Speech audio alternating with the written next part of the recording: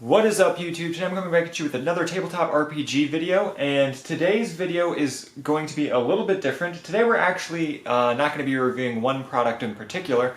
We're actually going to be looking at a bunch of different types of products, and the reason why I'm making this video is because a lot of people are at home, and especially if you're running an in-person campaign, a lot of people's campaigns might be on hold. For instance, my campaign is on hold until we can meet in person again.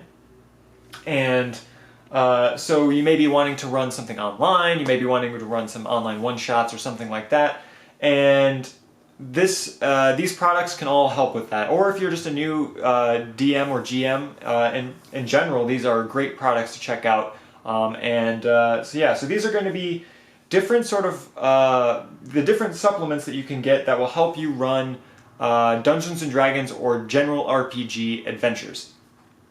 And I've got a number of different types of products here with a couple different examples, and we'll just get right into it. We're gonna touch on each category, and we're gonna talk about what that category is useful for, how easy it is to find stuff, how easy it is to find that type of product, and what you might use it for.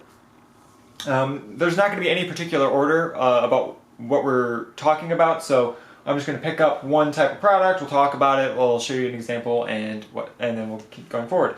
So the first type of product we're going to take a look at is probably the most popular type of supplement that will help you run an adventure or a campaign, and that is adventure modules. So this is a 5th edition adventure module. This one is published by Goodman Games, and these are really, really useful and probably the most popular type of product that people use for running either just one-shots or campaigns. These are incredibly popular. So what is an adventure module? So basically what makes an adventure module is the entire, these are meant to be played in one sitting, and they are complete pre-written adventures. Sometimes they have a little bit of setting information, but normally with adventure modules, a lot of the time you can just pick it up and just plop it in any campaign setting. The general world information is vague enough so you can just plop it into any campaign, whether it's homebrew or pre-written. And you can also string a bunch of these together for a campaign if you really wanted to. And that's what makes these really, really popular. They're really versatile, and they are completely full-fleshed. They have a lot of the times they'll have a complete, pretty interesting story that has a good arc in it for one single session.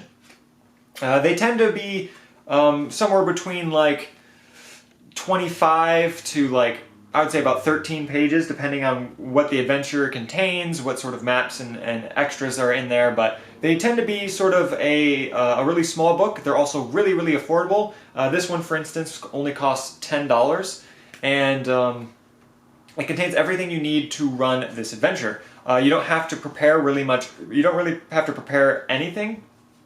All you have to do is read through this module ahead of time and just run the game. You can easily modify anything in here as well. So if you wanted to add some side things in here, or you wanted to change some of the background information, you can do that very easily, as a lot of that sort of information is vague. But they tend to be set up in the beginning. They give you sort of like an intro to the adventure module, some ways to get them started in the adventure itself. They'll oftentimes include a map of the main dungeon or area of conflict, and this is that dungeon in this one. And then sometimes, depending on the module, it will also offer maps of the surrounding area. This one does not do that, but the modules always include the full stat blocks for pretty much everything that you'll encounter. They give you lots of good flavor text, which is something that I really like, and sometimes, depending on the adventure module, you'll get some branching paths as well. So they're really versatile. They are more they're pretty well fleshed out, and I think they're a great addition, and there's really no reason not to get a bunch of these because they're really versatile and you can use them in a lot of different ways. So I really like adventure modules. The next type of product we're going to be talking about, I have a couple different examples for, but we are going to be talking about something sort of similar to an adventure module. These are, I'll call them mini dungeons or mini adventure compilations. And so that would be something like the Adventure Anthology for Basic Fantasy, or I've also got the Mini Dungeon Tome for Pathfinder 1st Edition, or there's also a subset of those which also are genre-in-specific mini dungeons, such as the Off the Beaten Path Forest Excursions, which is a great supplement as well. So we'll talk a little bit about what makes these different than a normal adventure module. So these adventure compilation books, they come with multiple different adventures. For instance, here is the beginning of one adventure. Now these adventures tend to be a little bit smaller scale than your standard adventure module, which makes them even more, I would say, versatile in a sense, because say you're in the middle of a session and they go and your players kind of wander away from your main storyline and you need like a quick mini dungeon to throw in there for something that they find, that's where these really come into play. So these aren't so much like a full session's worth of content. These are more like side quests that you can throw in if somebody gets distracted in the middle of a session or something like that. So they don't serve as many different uses as the full-on adventure modules. The adventure modules are really easy to string together for like a full campaign. These are more just like encounters. You don't really get anything epic in these adventure compilations. The adventure modules, you can sometimes get really cool, epic, single-session adventures. You do get some really fun things. A lot of the times these mini adventures are really fun, but you don't get anything like in the epic tier of storytelling, as they're mostly pretty small. Depending on which book, like I said, there's no real...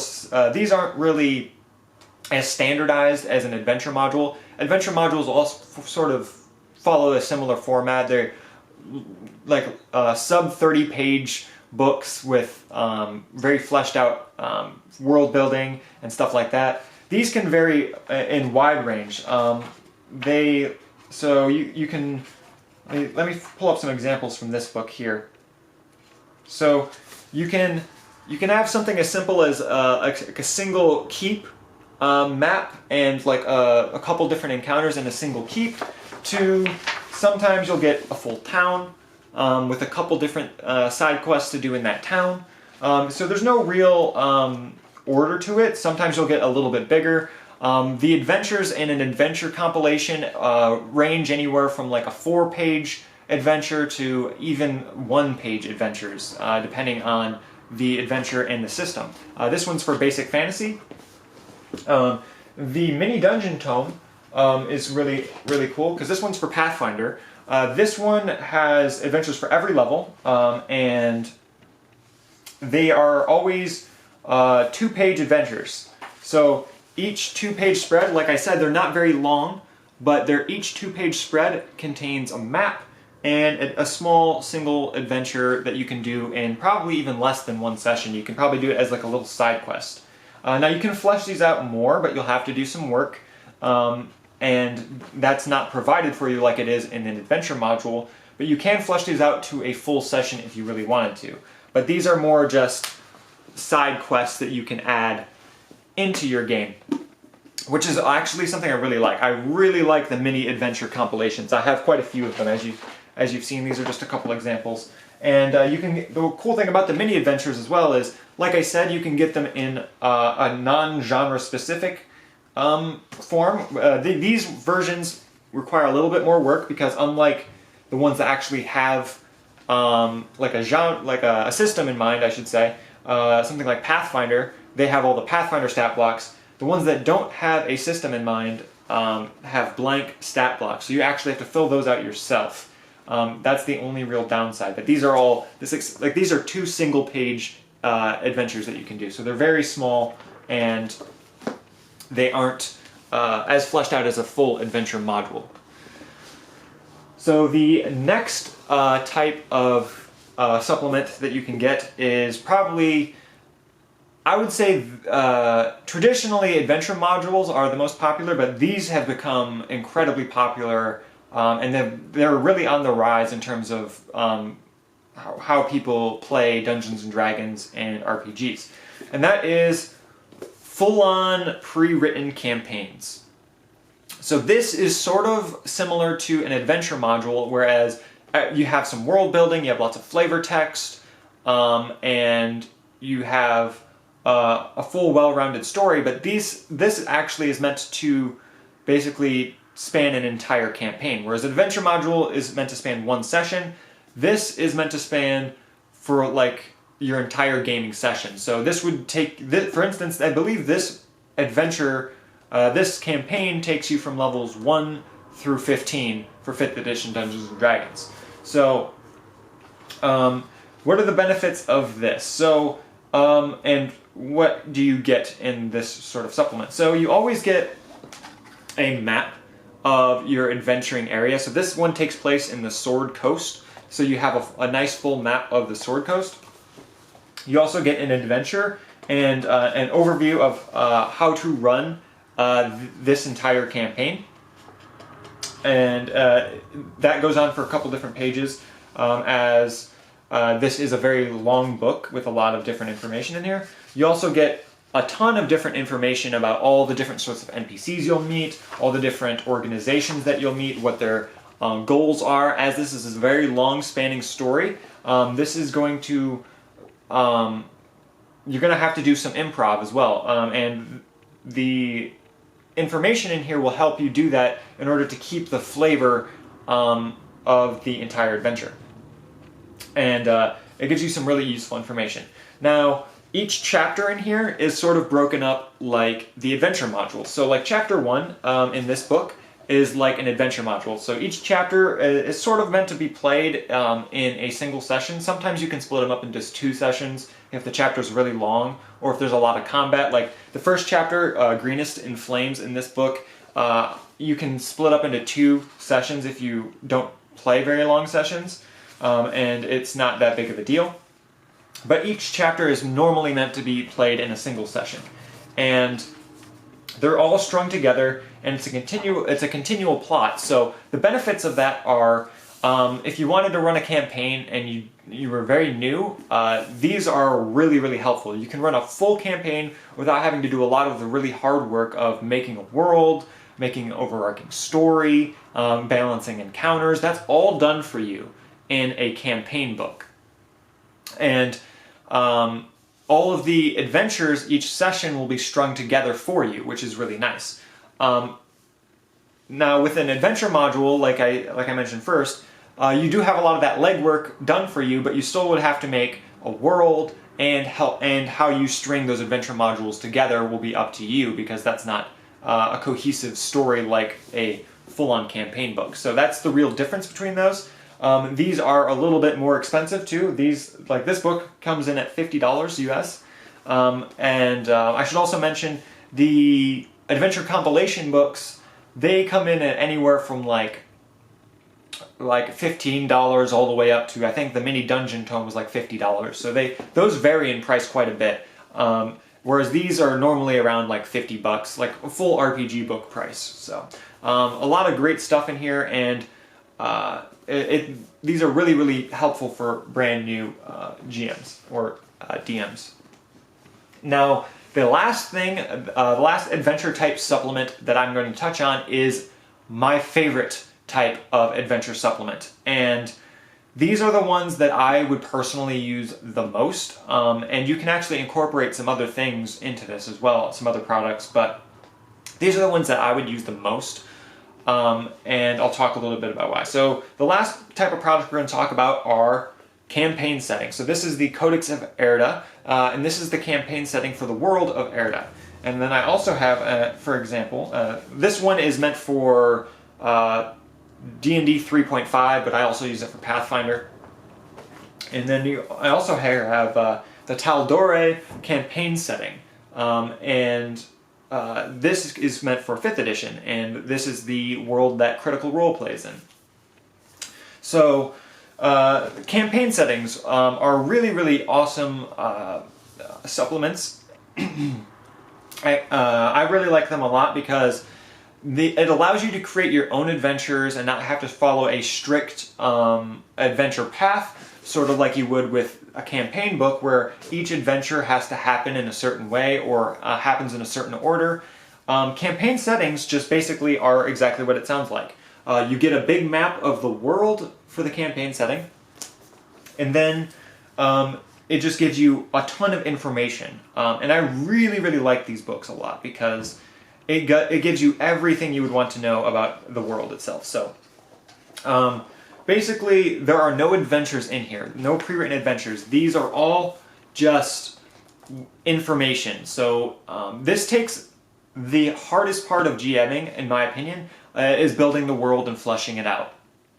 This does all of that, but still allows you to be creative and create encounters and a story of your own. So if you were to use this book, your stories are going to be drastically different than anybody else's stories because, like I said, there's no pre-written adventure. It's just a world for you to play in. And I really, really like that. Now, normally I personally play homebrew only, which means I basically make my own campaign setting, make my own adventures, make my own story, and interweave it how I want. But I also, if I'm running like one-shots or running a side campaign, something that's not my main campaign I'm focusing on, I will use campaign settings a lot because it takes the hardest part out and I can create a fully fleshed world without having to do a whole lot of work. But these books often include a lot of different things that will be really helpful for running adventures. So, for instance, let me open it up here to the right page. Where is it?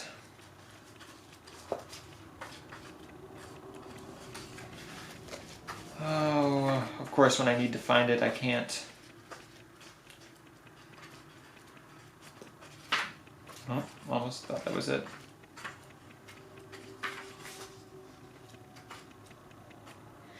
Alright, so like these pages here are a complete timeline and history. So like this front section here, these 34 pages are all just history of the world, things that took place before the campaign starts. And it's thousands of years of history just written out for you to really flesh out the world to make it feel more alive. And there's just tons of information in there. And then they often have pages dedicated to deities, so you don't have to make your own deities. You can just use these, and they have alignments and everything that you'll want. They also always, like I said, include maps. So you have maps of different areas and maps of the world, maps of cities, and just here's maps of smaller regions. So you have a ton of information in these books, but it leaves enough open so you can create your own adventures in these locations, which is really cool, and I think those are my favorite way to do it. Now, like I said, you can actually implement other things into these books themselves. Like, for instance, if you wanted to run an adventure module, you can just plop them in a setting like this. So you, if you wanted to just do an adventure module sort of campaign setup, and you can just drop them in a setting like this, and that works pretty well.